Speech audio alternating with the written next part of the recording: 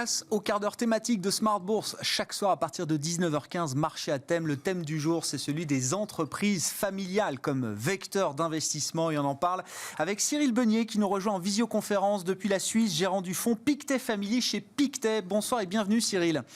Bonsoir, Merci Edouard, beaucoup merci. d'être avec nous. Bon, les entreprises familiales, c'est un thème qui est cher à la bourse depuis de nombreuses années.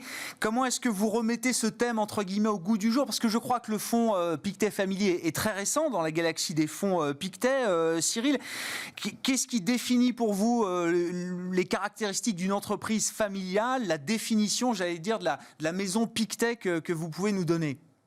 Exactement. Donc tout d'abord, bonsoir à tous. Donc, pour commencer, et pour comprendre l'intérêt de ce segment, j'aimerais juste rappeler que les entreprises familiales sont universelles. Elles sont réellement l'épine dorsale d'autres sociétés, puisqu'elles génèrent entre 50 et 70% des PIB nationaux dans de nombreuses régions, et que d'un point de vue social, le pourcentage de la main-d'œuvre employée par des entreprises privées non étatiques, par l'entreprise familiale, représente plus de 50% de nombreux pays. Alors, la recherche académique a été très nombreuse sur le sujet. Et on constate, et elles ont confirmé, que les entreprises familiales ont une meilleure profitabilité et réalisent une meilleure performance boursière. Par contre, elles n'ont pas été capables d'avoir une définition unique de ce qu'est une entreprise familiale. Alors c'est pourquoi, chez Pictet Asset Management, nous avons voulu justement donner une définition claire. Ouais. Donc c'est toute entreprise listée en bourse où une personne ou une famille détient plus de 30% des droits de vote. Cet univers comprend les fondateurs et l'ensemble des générations, et c'est un univers qu'on a voulu global afin de bénéficier de cette richesse et de cette diversité de ces entreprises au niveau global, mais aussi parce qu'on a constaté que finalement il y avait peu de véhicules qui proposaient cette opportunité à leurs clients. Enfin, pour terminer, comme je disais, cet univers global des CD familiales présente une forte diversité sectorielle, mais aussi géographique, puisque chacune des régions, que ce soit Asie, Europe ou Amérique du Nord, représente environ un tiers de cet univers. Oui, un thème très large, effectivement. Je retiens ce chiffre, 50, 60, 70% du PIB parfois est créé, généré par ces entreprises familiales. Cyril, pourquoi est-ce que ces entreprises, d'ailleurs, surperforment sur le plan économique et sur le plan boursier? S'il y a quelques éléments peut-être qu'on peut apporter à ce sujet. Oui, bien sûr, et c'est vrai que sur le long terme, comme je disais, elles surperforment leurs homologues non familiales d'un point de vue boursier, parce qu'elles justement, elles vont réaliser de meilleures performances économiques grâce à cette vision de très long terme poussée par des moteurs fondés sur cet actionnariat engagé qu'est la famille. Et elles réalisent cette meilleure performance économique car elles vont réinvestir plus fortement, tout simplement, dans l'entreprise, à travers soit plus d'investissement dans la croissance future, mais aussi dans le maintien d'un bilan financier solide, c'est-à-dire dans un niveau de dette ou de cash maîtrisé. Et lorsqu'on regarde justement par rapport aux homologues non familiales, elles vont distribuer moins de dividendes. Alors juste un chiffre pour vous donner, euh, le taux de distribution des profits des sociétés familiales à travers les dividendes est seulement de 33%, quand leurs homologues non familiales le font de 9% de manière supplémentaire, soit un tour de 42%. Ah En ouais. plus de réinvestir plus dans l'entreprise, elles vont réinvestir mieux. Elles ont des retours sur investissement supérieurs sur le long terme à leurs homologues non familiales, toujours dans ce cadre de discipline financière. D'ailleurs, lorsqu'on regarde un petit peu par style cette composante de cet univers, on constate qu'il y a un net penchant pour la croissance de qualité. Alors, juste un petit exemple quand même de société familiale. Société par exemple américaine, Rollins, société familiale de troisième génération pour illustrer, qui a plus de 45% des droits de vote.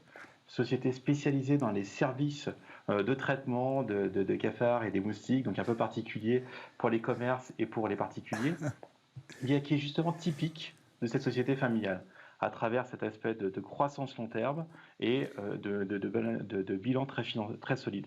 Et d'ailleurs, lorsqu'on regarde un petit peu les concurrents qui ont des bilans beaucoup plus difficiles, avec des bilans plus chargés, lors de la crise, du début de la crise de Covid-19 l'année dernière, on a constaté que ces sociétés avec ce bilan financier beaucoup plus lourd ont été obligées de réduire leur activité et de licencier et même de proposer moins de services, ce qui a permis finalement à une société comme Rollins d'accroître son part de Ouais. marché.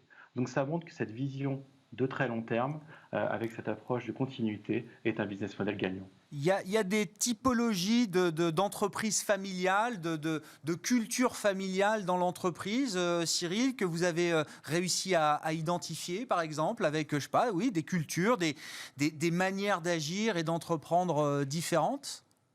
Oui, alors tout à fait. C'est vrai qu'elles obtiennent justement ces fameux meilleurs résultats économiques grâce à des moteurs fondés sur leurs valeurs humaines déjà, de la vie à la famille, telles que l'identité, mais aussi la réputation ou l'héritage de la famille. Et cette vision qui va bien au-delà justement de la vision d'un investisseur traditionnel, leur permet à travers ce qu'on pourrait appeler justement une gérance multigénérationnelle de la stratégie de l'entreprise, à travers trois mots. Elles vont préserver, développer et transmettre cet actif qu'elles ont hérité. Et ça, c'est très important, cette approche de gestion multigénérationnelle qu'on va retrouver d'ailleurs dans de nombreuses sociétés européennes assez iconiques, comme par exemple en Allemagne chez Merck, société qui a 350 ans d'existence, mais aussi par exemple en Italie à travers Exor, la holding familiale Agnelli, ou enfin en France par exemple avec Hermès qui a plus de 100 ans d'existence. Alors justement, Hermès c'est un exemple parfait de ce qu'on regarde dans les sociétés familiales. C'est un exemple de forte culture familiale avec une excellence du produit et toujours aussi cette phénomène de transmission de génération en génération de ce savoir-faire traditionnel.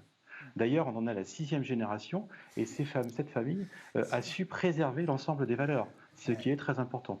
Est-ce que c'est Et d'ailleurs, oui, il faut qu'on dise un mot, alors peut-être du revers de la médaille ou des risques aussi qu'il faut prendre en compte quand on investit sur ce thème des entreprises familiales. Est-ce qu'Hermès est une exception d'une certaine manière si on en est à la 6e génération et que la performance liée au caractère familial est toujours aussi impressionnante? Est-ce qu'on trouve aussi peut-être des faiblesses à travers ce capitalisme familial, Cyril? La vision long terme, c'est très bien, ça peut peut-être aussi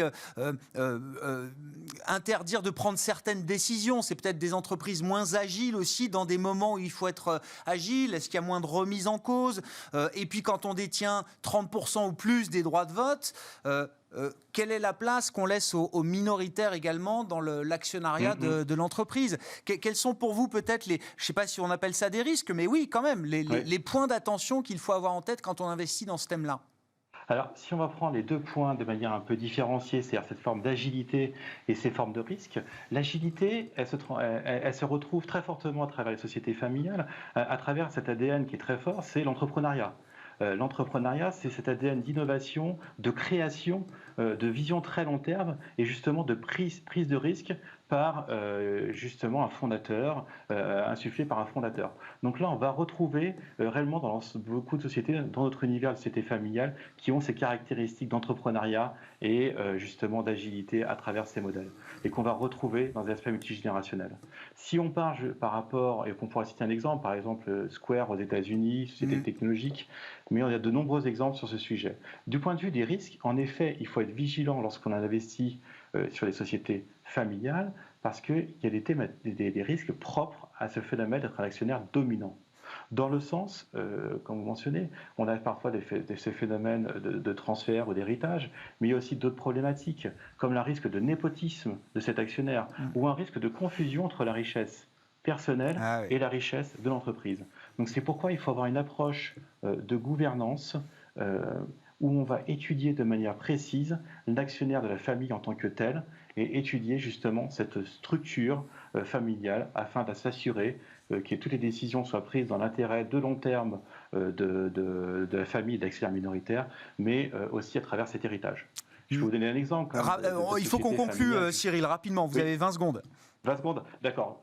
Juste très rapidement, donc on a des sociétés comme Merck, typiquement, je le disais, 350 ans d'existence, qui en sont à 10e génération et qui ont justement ces caractéristiques de clair de gouvernance. Et à travers justement le fonds Pictet, on a voulu inclure tous ces critères ESG et de gouvernance spécifiques et dédiés aux familles dans nos prises de décision. un jeune fonds, le fonds Pictet Family, qui fête en ce moment, je crois, fin mai, qui fêtera ses 1 an d'existence. Merci beaucoup pour cette analyse et ces caractéristiques du thème du capitalisme familial et de l'entreprise familiale que vous nous avez apporté, Cyril. Cyril Bonnier en visioconférence avec nous depuis Genève, gérant du fonds Pictet Family chez Pictet. Ainsi se termine Smart Bourse ce soir. On se retrouve demain évidemment en direct à 12h30 sur Bismart.